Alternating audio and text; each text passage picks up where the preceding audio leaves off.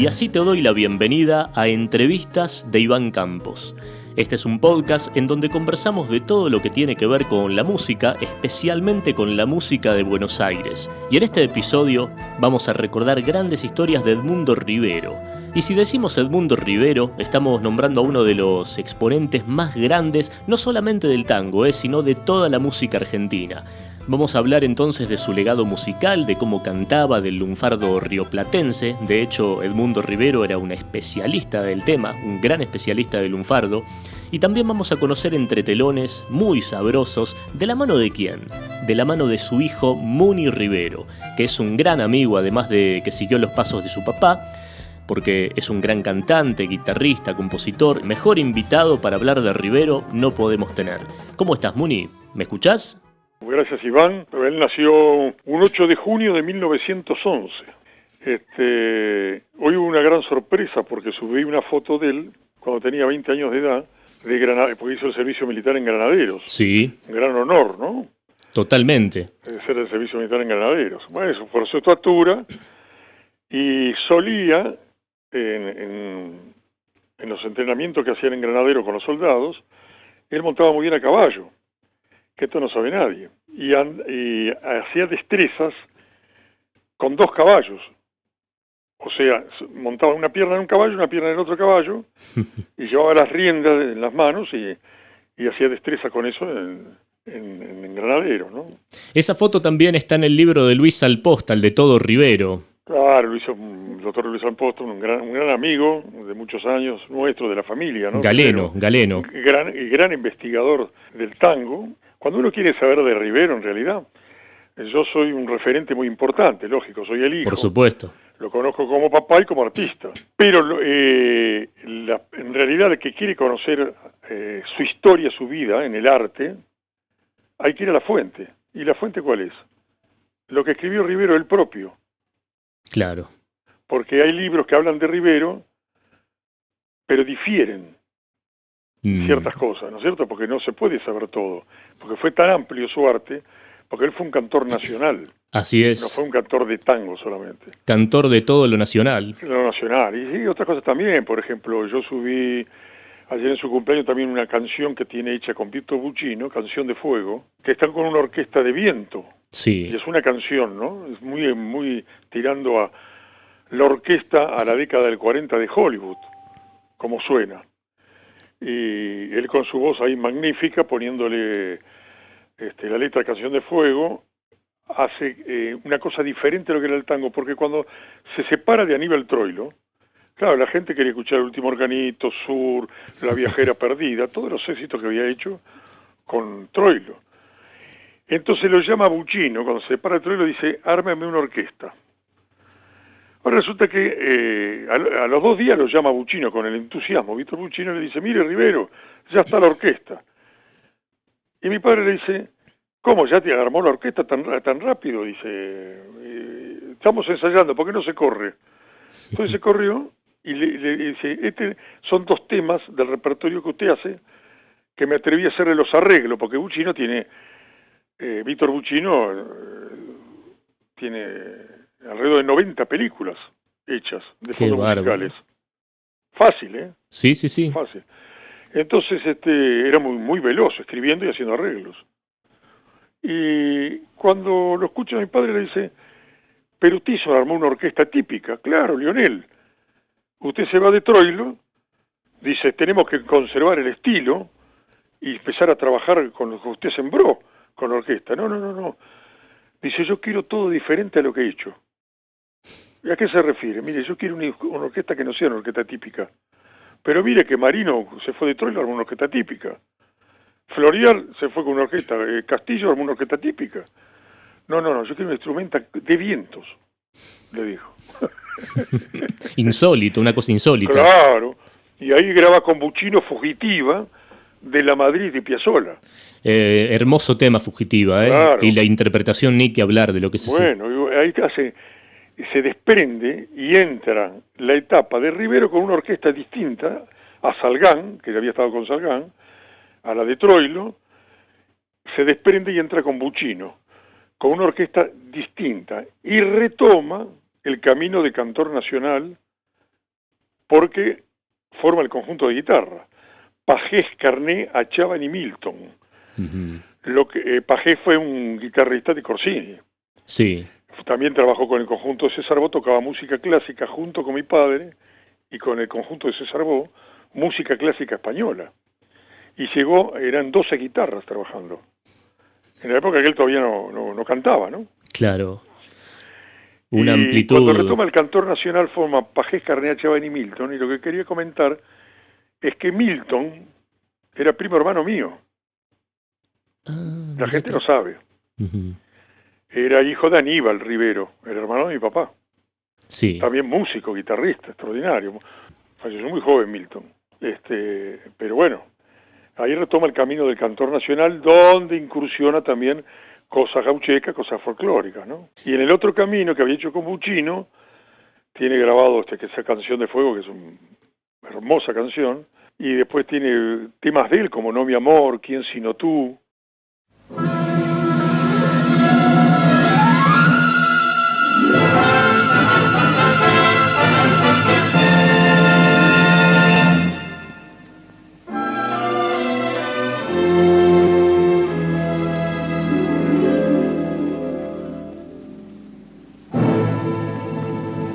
Hay fuego en mi canción, fuego en el alma, hay en mi corazón, ardiente llama, un soplo de dolor viene a apagarla, tu amor y tus caricias han de avivarla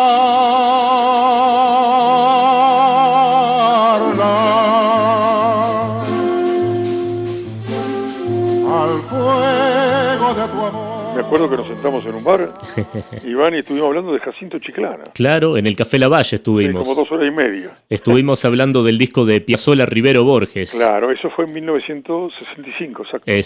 Exactamente. Mira, qué discazo ese, ¿eh? Claro. Me acuerdo. Está en una revolución también. Sí. Borges, Piazzolla, Rivero. Pero un disco que, esto lo hemos conversado, que no fue valorado como se lo merecía ese disco. Porque Ferrer no tiene nada que ver con Borges. Y sin embargo estaba con Piazzolla, ¿no? Después. Claro, sí, sí. Y Piazzolla musicaliza a Borges, que fue una cosa extraña. Y llamar a Rivero para poner la voz también fue extraño porque eran como 3 cosas distintas, ¿no? El actor Luis Medina Castro, que hace los recitados. El negro Medina Castro, sí. Claro, hace los recitados. Que después se hizo otra versión en el año 97 con Lito Cruz recitando y con Jairo cantando. Claro, Jairo también es un cantor nacional, ¿ves? Claro. Se incursiona en el pop, pero también cantó en Francia con Piazzolla. Después acá hizo Yupanqui, grabó a Yupanqui en Longplain, el tema de Yupanqui, grabó a Piazzolla y retoma de vuelta lo que había dejado ya cuando falleció Rivero. Él hace el mismo repertorio con Lito Cruz recitando los poemas de Borges.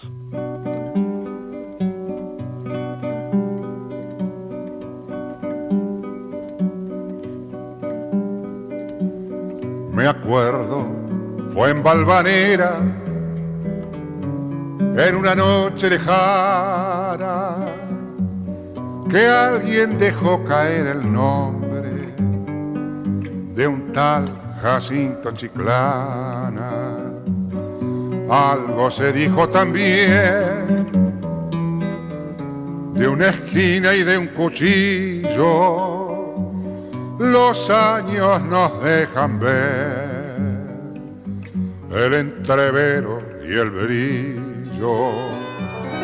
¿Quién sabe por qué razón? Volviendo al tema que dejamos pendiente hoy, si uno quiere ir a Rivero, al arte Rivero, hay que ir a La Fuente, que es un libro que escribió él que se llama Una luz de almacén. Exactamente. Y tiene el lunfardo, como hablaban los abogados, hablan en lunfardo, como hablan en lunfardo los militares, como hablan en lunfardo los médicos. En todas las como es, las especialidades. Un erudito era Rivero del Lunfardo. Claro, son recopilaciones en sí que están en ese libro que es es hermoso leerlo, ¿no? Y él mismo cuenta su historia y su vida. O sea, qué mejor fuente que esa, ¿no? Claro. Y es un libro que casualmente hoy estamos hablando para volverlo a reeditar. Sería... Pero la idea es reeditar Una luz de almacén, el segundo libro de Rivero que se llamó Las voces, Gardel y el canto. Lo tengo dedicado por vos a ese. Bueno, y ahí mismo yo escribí El arte de Rivero. ¿Por qué Rivero cantaba bien? Y por qué era concertista de guitarra. Entonces, se le agrega a las voces, Gardel y el canto el arte de Rivero también. Y la vida de Rivero, o sea, sacar un tomo completo de todo. Y las voces, Gardel y el canto lo mandé a editar yo, y ese libro le hice yo arreglos y lo presenté con un audiovisual. Era una revolución que había hecho en ese momento. Porque saqué la musicalización para comenzar el libro del conjunto AC/DC. Un sonido del conjunto AC/DC extraordinario en un audiovisual, que cuando nace el planeta de Dios crea el mundo y nace el planeta Tierra. Así empieza el libro, ¿no? Entonces una bola de fuego que va saliendo y crea el planeta Tierra, y eso salía la música electrónica del conjunto AC/DC, que lo tomé de un cassette de mi hijo. Salía de los parlantes que parecía temblaba el viejo almacén. ¡Qué bárbaro! Estuvo muy bueno. No sé si cuando nos juntamos a tomar ese café lo conversamos de por qué Rivero, según tu visión, por qué Edmundo Rivero fue al principio no tan aceptado por la gente de tango por el tema del registro de voz, que fue como cuestionado al principio porque yo leí que los cantores en ese tiempo eran tenores y barítonos y un bajo que llamaba la atención. Claro, bueno, pero en realidad, te voy a decir la verdad, sucedió hasta el día que murió. O sea, siempre fue rechazado, aún siendo Edmundo Rivero, ya con fama, ya haber hecho su final de su carrera, sus investigaciones dentro de la música, su totalidad, él siempre en su voz, que era conmovedora, el público lo conmovía a la gente, fue juzgado siempre hasta por periodistas. Antes de fallecer hubo un periodista en el diario El Clarín que hizo una nota, dijo, esa voz ronca de Rivero insoportable, comentó con una nota grande en el diario. Él ya estaba enfermo en el hospital Güemes, ya tenía problemas cardíacos y no estaba trabajando, ¿no? Y le tuve que esconder el diario, porque le habían llevado el diario para leer, y yo se lo saqué. No, porque quiero ver una cosa, unos avisos, y le saqué el diario. Estaba internado, ¿eh? Porque si leía eso le iba a hacer mucho mal. Claro que sí. Siempre se lo juzgó, porque es distinto a todo. Todo lo que es distinto, siempre la gente va descubriendo. Por ejemplo, la juventud ahora lo escucha y lo descubren, ¿no? Dice, qué voz rara, qué personalidad distinta, ¿no? Vos sabés, Iván, que esto es me gusta o no me gusta, ¿no? Sí, totalmente. No hay que ser un erudito. Una vez me paró una señora en la calle y me dice, mire, usted es igual a su padre. Igual, me dice. Muy parecido, yo me confundí con él. Pero si hay un cantor que me gusta es su padre. Bueno, yo tengo dos cantores. Me dijo, para mí lo máximo es Lalo Martelli y Edmundo Rivero. Y vos fijate que no tiene una cosa con la otra. No, para nada, para nada. Pero a ella le gustaba. Entonces, bueno, el gusto es así. El gusto es así, pero vos sabés que yo inclusive veo a chicos, a pibes más jóvenes que yo, pibes de 20 y pico de años y menos inclusive, que no son eruditos del tango, ni son grandes cultores del tango, que están en el camino de rock, pero que son fanáticos de Rivero en particular. Les llega Rivero y se acercan al tango por Rivero. Por Rivero, por Piazzolla, por Goyeneche, por Rubén Juárez de pronto. Claro. Pero son cultores de Rivero. Y León Gieco dijo, no hay cosa mejor que el lunfardo de Rivero. Y bueno, claro. No hay mejor cosa que el lunfardo de Rivero, en lo cultural, ¿no? Sí. Eso lo dijo León Gieco. Y también hay confusión ahí, porque viste que dicen que el lunfardo es algo netamente del ámbito delictivo y no es así. No tiene que ver. Es un repertorio de voces que trajeron nuestros inmigrantes al país y se mezcló con el criollaje en el sur de Buenos Aires, donde nace la milonga, atrás de Constitución.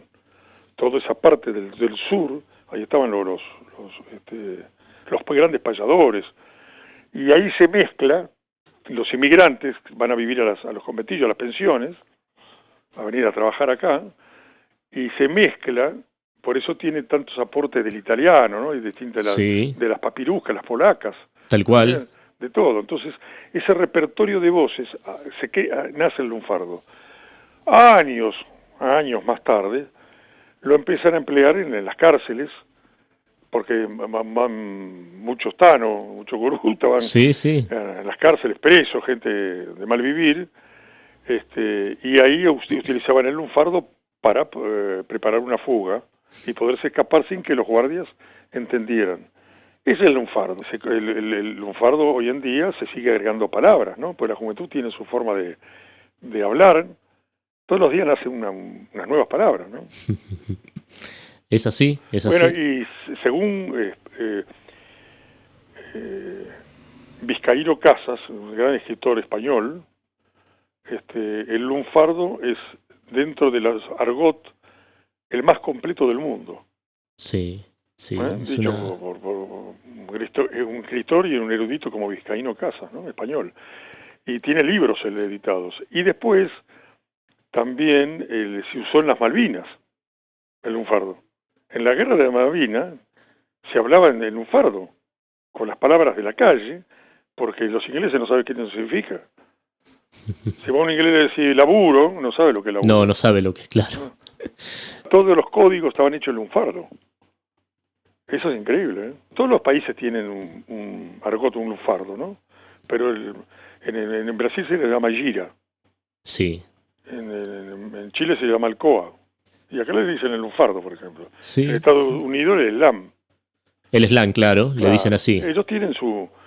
Pero el más rico es el nuestro, por los aportes de inmigrantes que hemos tenido. Dicen que también hay palabras como, por ejemplo, chicana, que vienen del aporte africano, que viene de... Sí, bueno, claro, acá había muchos africanos. De toda esa herencia, ¿no? Claro, que había mucho, claro. Cucaracha, La chicana, palabra tango punga. misma viene del africano. Yo creo que toda la música también, Sí, y sí. el jazz también, y El jazz, ni hablar. el tanguillo y la música española, y de todo es producto de imagínate que España fue invadida por los árabes durante 500 años, pero no tienen, sin embargo tienen su música más africana. Casi todo es producto, sobre todo Cuba. El tango viene de La Habanera, Sí. ¿no es cierto? Y ellos son creadores del ¿cómo se llama? Bueno, se me fue, lo tenía recién, anterior a la música de La Habanera, bueno, son creadores del bolero. Del bolero, El bolero, claro. los cubanos también. Y bueno, todos esos ritmos salen porque Cuba era el centro de esclavitud, y ahí salían los barcos y iban a distintos lugares, países para venderlos, ¿no? Y los africanos ahí, bueno, la influencia que ha tenido la música cubana hoy en día sigue igual, ¿no? Sí, sí. Es extraordinario.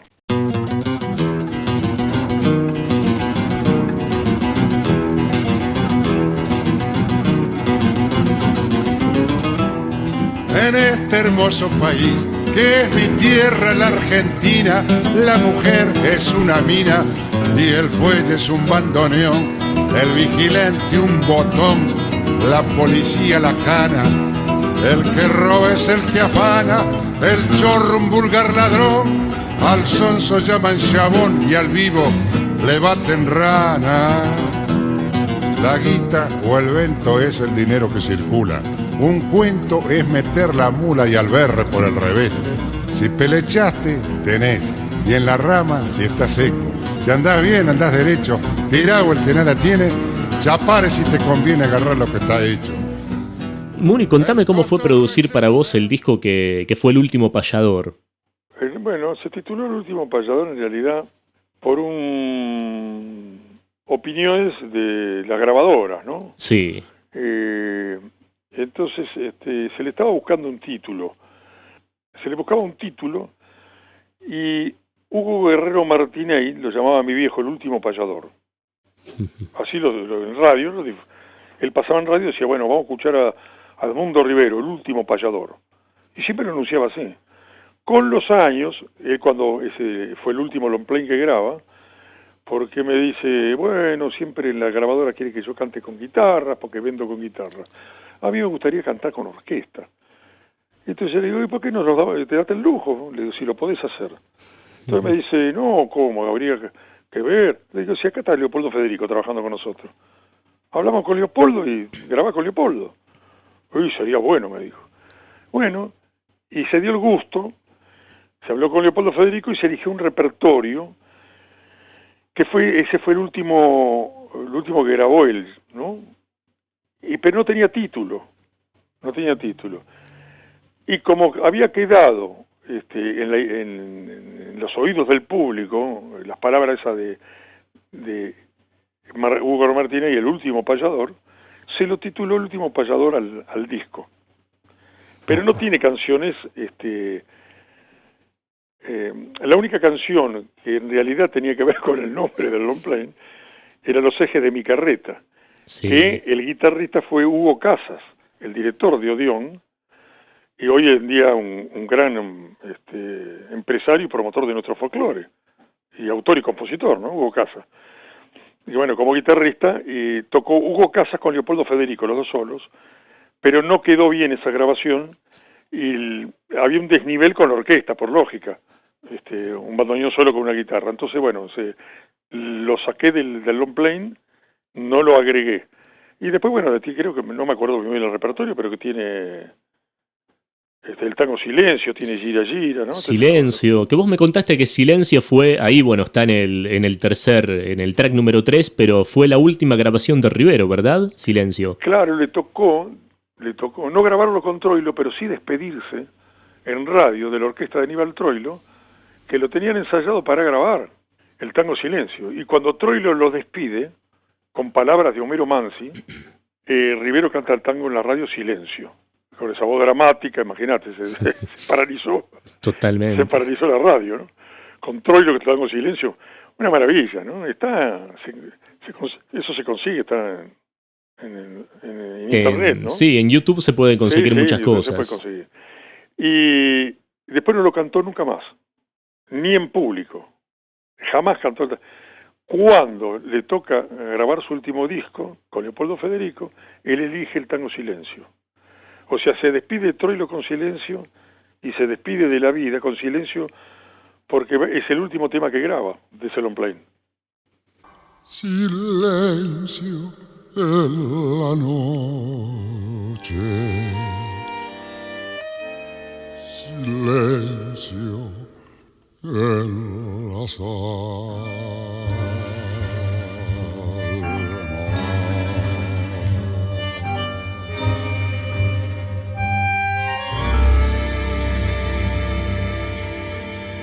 Y Edmundo Rivero también con Salgán, con la orquesta de Salgán, tiene unas grabaciones espectaculares. Claro, pero él cuando cantaba con Salgán, cantó del 1944 al 46. Ahí no grabó. No podía grabar porque lo echaban a Salgán porque era revolucionario, no lo entendía nadie. Uh-huh. Y a Rivero porque era un bajo, un registro de bajo, y los cantores eran todos tenores, barítonos atenorados, mismo Gardel, claro. Costini, todos. Marino, todos eran tenores. Y si no, barítonos atenorados, ¿no? Tenían registro de barítono, pero ya que tirando a tenor. Claro, sí. No cantaban sí. en el pleno barítono. No, más. Más, Rivero, como era bajo, tampoco lo echaban de todos lados. Él grabó en barítono con Troilo. Grabó en barítono, sí, claro, sí. Las grabaciones están en barítono, las milongas las cantan barítono. Pero casi nunca metía algunos tonos de bajo profundo, ¿no? Él no llegaba a lo máximo de bajo. No, porque el tango no requiere eso. Sería dañarlo al tango. Él era consciente que si bajaba más, porque las voces de bajo son pesadas. Claro. En la lírica también, en la ópera. Sí, sí. No tiene la agilidad que tiene. Hay una especie de cantante. Los bajos se dividen en tres. Bajo cantante, bajo noble y bajo profundo. El bajo profundo es el que canta más bajo, ¿no? En la lírica. Totalmente, sí, sí. Pero entre medio de esos tres cantantes hay un bajo que se llama el bufo. El bufo, sí. Que es el bajo alegre, jocoso, ¿no? Que canta ese tipo de cosas, ligeras, sin perder tiempo. en vez de los bajos, cuando hacen los bajos y dramáticos, no se destacan, fíjate en la lírica, bajos conocidos, muy para el público, para la gente. Claro, muy... Siempre se destacan los tenores. Los tenores. Claro, sí, cuando hablan de la época de Caruso, en adelante, son todos Mario Lanza, todos tenores. Claro, hay aún los contemporáneos como Pavarotti, Domingo, Carreras. Claro, ¿cómo se llama? Este hombre que... Juan Diego Flores. Bueno, se me fue... De acá, Darío Volonté, quizás. Claro, Darío Volonté acá, no, pero es un gran cantante también. Bueno, se me fue el nombre, se me va a venir. Bueno, nos fuimos a la lírica. Bueno, el tango no se podía utilizar los graves tan graves, ¿no? Bueno, Rivero le costó mucho llegar a hacer lo que era, por su voz grave, ¿no? Claro. Del color de bajo. Ni siquiera los sobreagudos en tango tampoco se usan. Claro, también. Muy bien, por ejemplo, creo que Gardel, cuando estaba con Razzano y Martino, que hacían un trío, Gardel hacía una tercera arriba. Increíble. Y cómo cambia su color de voz cuando Gardel canta en barítono, en el centro de barítono, ya su época del 30, sí, de las películas, ya toma el centro el cantor barítono. Claro,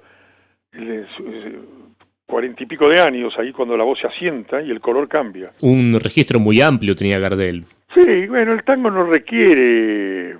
Uno puede tener 2 octavas o 3 octavas un cantante, vamos a poner. Sí. Hay gente que tiene maravilloso, ¿no? Hasta 4 octavas y pico, un brasilero ha tenido, ¿no? Hay mujeres que también, pero no se utiliza en el canto popular. Claro, es poco frecuente, digamos. No usás 2 octavas, no llega el tango a tener 2 octavas. La melodía, ¿no? Aparte, en 3 minutos tenés que decir todo. Es una ópera en 3 minutos, como bien Claro, me dijiste en un momento. Una ópera en 3 minutos que tenés que decir la letra, contar la letra, interpretarla y decir y la música. Porque los músicos hacen el acompañamiento, la música la hace el cantor cuando canta. El cantor hace la melodía, claro. Hace la melodía. Y cuenta la historia, todo. Y los estados de ánimos todos los días son distintos para nosotros. Vamos a suponer que a mí se me muere un perrito, que yo amo con toda mi alma, y tengo que salir a cantar. Mis sentimientos son distintos. Yo no voy preparado al escenario para sufrir un dolor, ¿no? O una pérdida familiar. Sin embargo, uno tiene que salir y transportar esa letra al público, que se escuche en la dicción, es muy largo el tema, ¿no? Sí, pero es realmente una cosa del cantor, otra cosa del chansonnier y otra cosa es el intérprete. Yo me refiero al intérprete, ¿no? Y hacen la melodía también. Y tenés que poder salir de ese papel también una vez terminaste. También, claro, porque dice, cuando se canta hay que poner todo el ser de uno, ¿no? Si uno pusiera todo el ser de uno, a la semana estás internado. No, el psiquiátrico prácticamente. Claro, el tango es una especialidad y muy difícil. Son 3 minutos de cada tango que es muy difícil. Es muy difícil. Tenés que medir las emociones también. Eso, hay que controlarlas. Bueno, volviendo a la ópera, como los cantores... Pero como te dije recién, para claro. un gatito, un perrito, tenés que controlar las emociones en el escenario. No podés demostrar al público que vos estás herido porque se te murió un gato. Y bueno, vos tenés que demostrar que estás alegre. El intérprete es un poco actor también. Claro, sí. Sin llegar a ser un actor, es un poco actor. Uno se tiene que transformar, ¿no? Tenés que poder representar esa emoción. Claro, eso es el intérprete. Después está el cantor que canta, que tiene muy buena voz, pero pasa de largo la interpretación, ¿no? Se preocupa más en tener su voz prolija, su respiración y su voz, siempre está impecable. Se diferencian en 3, el intérprete, el cantante y el chansonnier. Y el chansonnier es el que canta los estribillos con las orquestas, que es un instrumento más de la orquesta. Porque el chansonnier tiene muy poca participación. Entonces cuando sale y canta un estribillo solo, es un instrumento más de la orquesta. O sea, la orquesta se luce más que el cantante. Torello tenía esa ventaja. Cuando tocaba solo sonaba de una manera, y cuando acompañaba a los cantantes, le daba lugar al cantante, sobre todo en los silencios. La orquesta se desaparece y queda el cantante. Fíjate vos, por ejemplo, en el último organito, cuando queda el final y dice y fuma, y fuma, y fuma, la orquesta desaparece. Sí, sí. Rivero queda solo. Y a cada cantor les sabía sacar su partido. Era inteligentísimo en ese sentido. Claro, qué cosa bárbaro. que otras orquestas también supieron, pero Troilo fue el más completo para poder interpretar a los cantantes, los arreglos, ¿no? Mismo cuando Piazzolla le arreglaba a Troilo. Troilo tenía que borrar lo que escribía Piazzolla porque tapaba la letra del cantante, lo que estaba interpretando, el arreglo. Le venía con las cosas raras. Se lucía demasiado y no iba con la letra que estaba interpretando. Por ejemplo, si es como decir, Rivero canta sur con Troilo. Troilo decía, cuando Rivero canta, los músicos cuerpo a tierra. O sea, todo suavecito. No hay que lucirse. Al gaucho hay que dejarlo solo. Entonces lo acompañaban. Por eso ese binomio Rivero-Troilo, en La Viajera Perdida, en Sur, todos esos tangos, son irrepetibles. Porque Troilo sabía captarlo, Rivero. O sea, la voz grave de él. Entonces, Piazzolla por ahí hacía algunos arreglos y Troilo se los borraba. ¿Por qué? Porque no era que estaba mal. Lo que pasa que molestaba a la palabra del cantante, lo que estaba haciendo.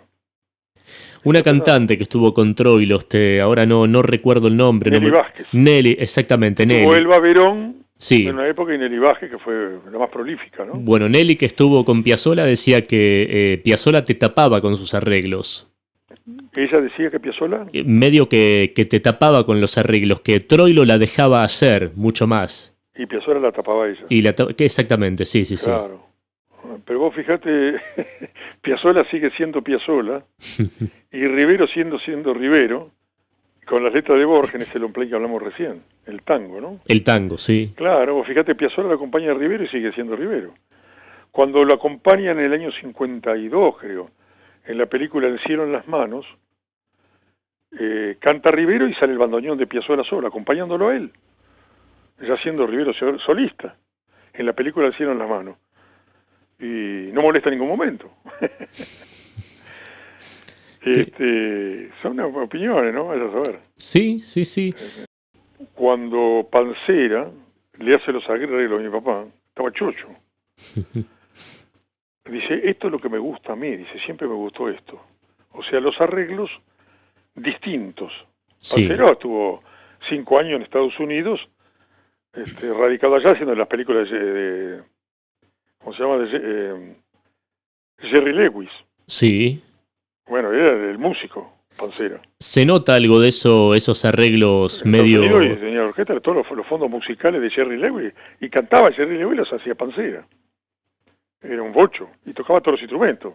Era un multiinstrumentista, claro, sí. Un fenómeno. Y a él le gustaba mucho, sobre todo por los arreglos de Pancera, ¿no? Porque tenía instrumentos de viento también. Y para vos en el tango, los instrumentos de viento, ¿qué opinás? No, a mí me gusta más Rivero cuando grabó con Héctor Stampone, pero no estuvo Héctor Stampone. En realidad los arreglos verdaderos fueron hechos por Mario De Marco. Mario De Marco, sí. 1959 era eso, creo. Que fue músico de Osvaldo Pugliese, Mario De Marco. Sí. Entonces, el Mundo Rivero canta Discépolo, ahí tenés uno. Ese es un discazo. Con Mario De Marco. Ese disco, lo que suena ese disco es increíble. Yo estaba presente, fui también organizador un poquito ahí, porque lo grabamos en un colegio en Villa Urquiza, en una cancha de grande de básquet que había en un colegio, tenía una acústica, y se pusieron unos paneles y se hizo la sala de grabación ahí. Fue impresionante. Y los arreglos son de Mario De Marco. Y fíjate cómo suena Pugliesado en ciertos momentos. Fetín de Buenos Aires con Mario De Marco es extraordinario. El que usó Gerardo Sofovich durante 40 años para Polémica en el Bar. Pero no usó Rivero de Troilo, en Café de Buenos Aires. Usaron esa grabación que es impresionante. La verdad que sí. El Mundo Rivero canta Discépolo, es imperdible. Ese disco es tremendo. Bueno, y tiene 2 o 3 con Mario De Marco. Así es. Muni, te mando un fuerte abrazo y nos estaremos viendo, yo creo, en algún momento. Un saludo cordial a todos los oyentes y un fuerte abrazo, Iván, y para tu equipo de gente. Gracias, Muni. Un abrazo grande. Un abrazo. Y esta fue la entrevista que tuvimos con Muni Rivero. Mi nombre es Iván Campos y mirá que te espero para el próximo episodio, en donde vamos a seguir disfrutando de las mejores charlas con grandes exponentes de nuestra música. ¡Chau!